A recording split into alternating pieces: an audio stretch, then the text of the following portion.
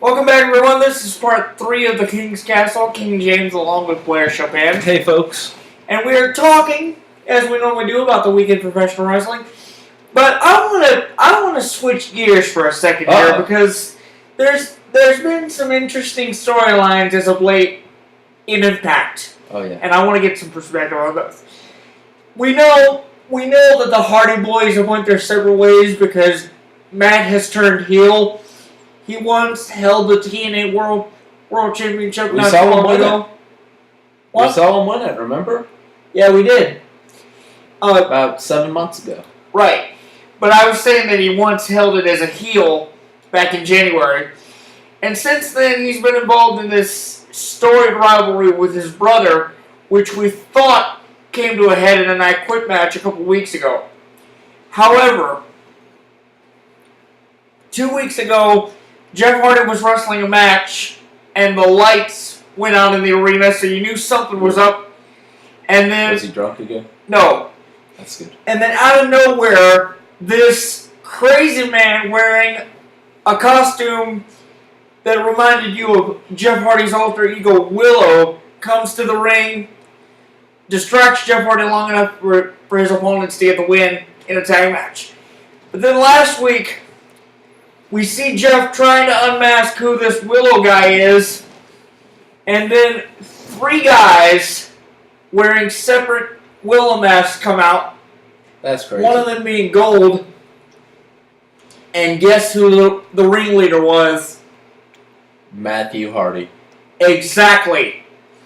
So I've got some big concerns because we saw big ones.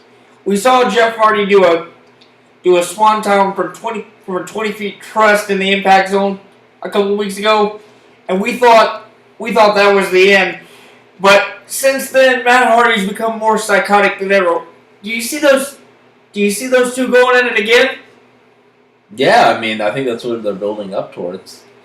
Well, but Matt Hardy I mean, that's not a very nice way to treat your brother.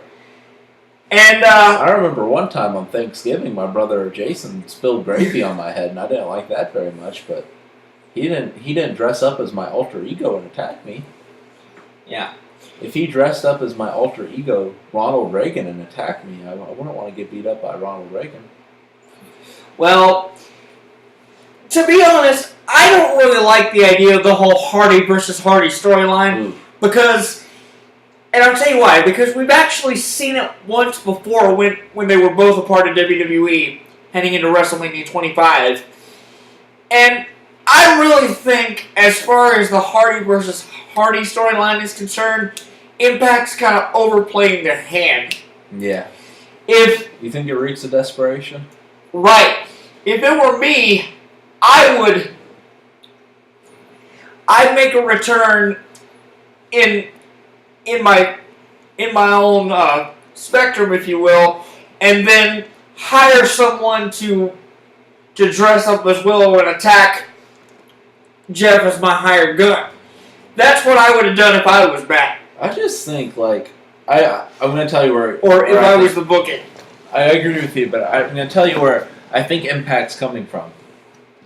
What's that? I think Impact, we know that we have, both of you and I and our viewers know that WWE has seen their slew of injuries lately. Right. So the WWE, not as much star power, still putting out a good product, but the TNA sees that as, well, this is our shot. So let's put our 2 biggest stars, or 2 of our biggest stars, 2 of our biggest brand names at least, in a rivalry against each other. But my thing is, like, what you're describing to me and what I've seen of it, it just doesn't seem like very organic.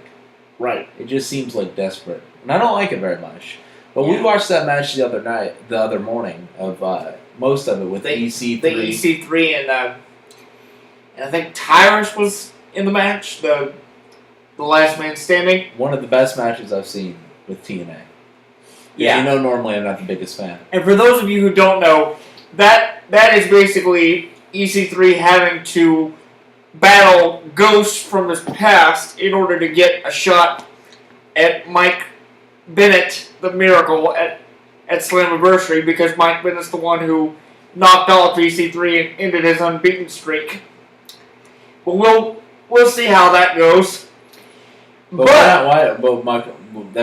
that brings me, like, why not promote those guys more than this Matt Jeff Hardy rivalry? Well, you know, I got think some homegrown talent I think in a way that's what they're trying to do, because every match up until this point has had some kind of gimmick to it. Because first it was EC3 against Rockstar Spud in 6 Sided to Steel, and then, as we said, the last man standing match last week. So the way they're building it is Mike Bennett is not only having him overcome these ghosts, but he's also having him overcome a different gimmick each and every week. And usually that's the way to go.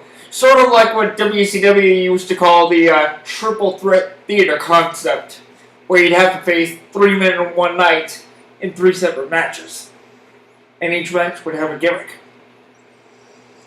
I remember when I faced Bubba the Love Sponge 3 times in one night. A lot of action. Really. A lot of action. Now, as far as Impact Wrestling is concerned, I do have some huge news in regards to next week. Next week's show on Pop is subtitled May Mayhem. TV Guide.